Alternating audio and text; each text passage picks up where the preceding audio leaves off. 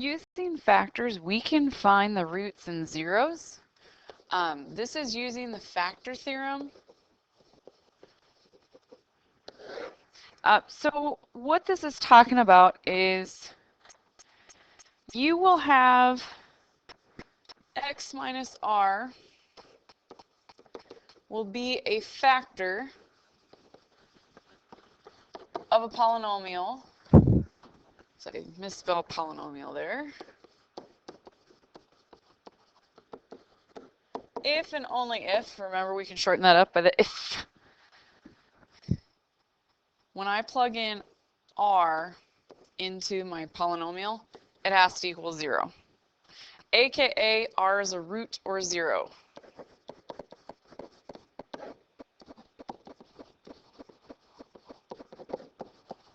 All right, and we've kind of touched base with this a little bit already when we were doing the factoring by AC. However, I want to touch base with this a little bit more if it's a higher degree polynomial.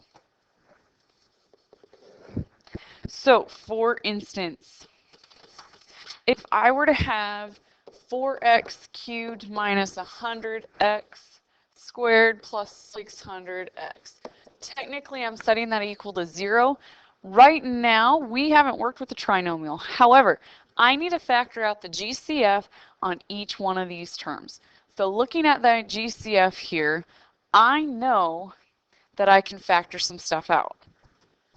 So looking at this, I know that I have a 4 in common and an x in common.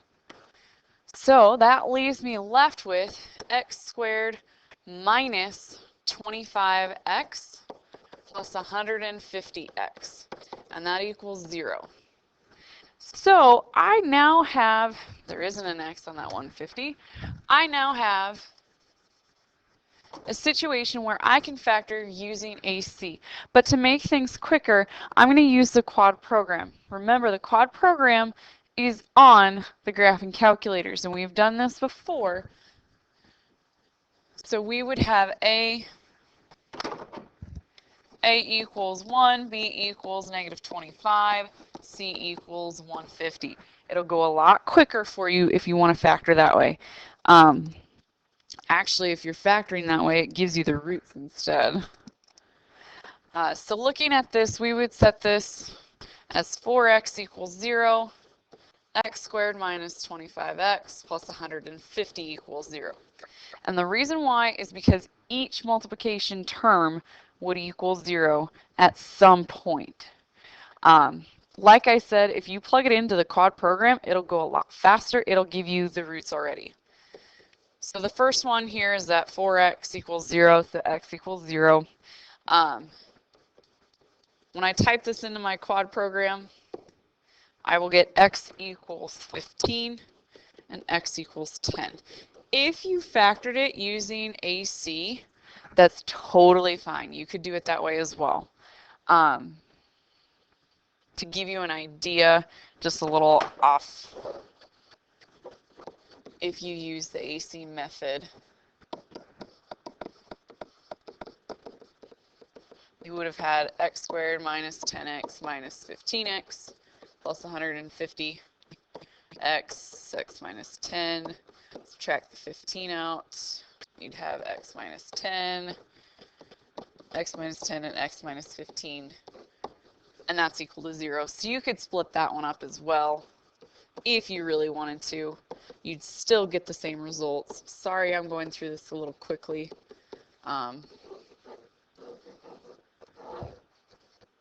I'm just trying to make it go a little faster in the video here, especially since we already know the quad program.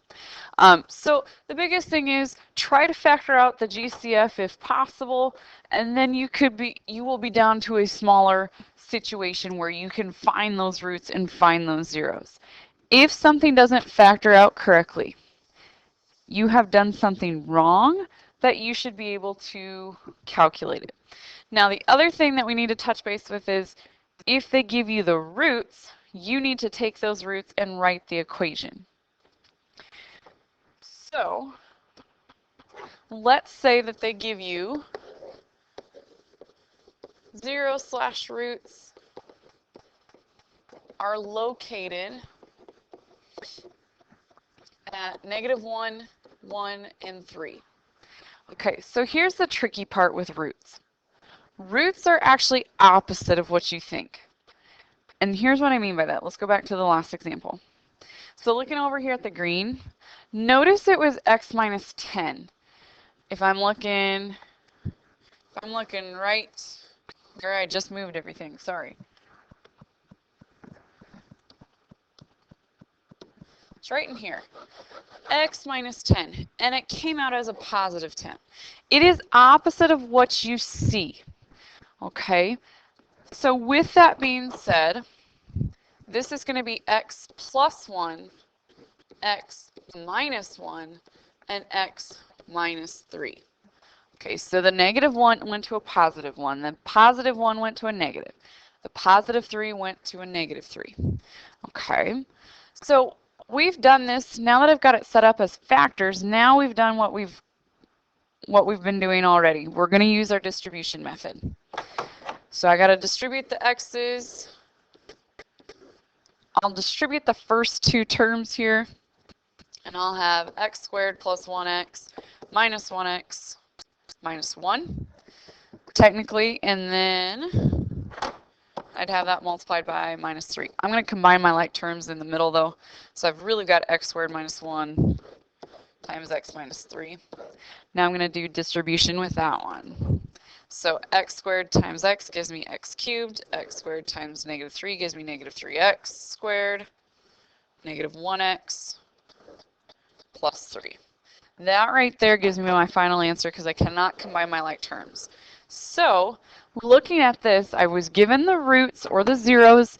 I put them into factors in order to write my polynomial by using distribution. Now, from this, you might not know how to factor this properly right away. And generally what you look for is you can look at the graph to find at least one root that works out perfectly, and then you could factor it off of that. And there's some synthetic division and stuff that we have not talked about yet, but that you will learn later on that will be valuable to you in this endeavor.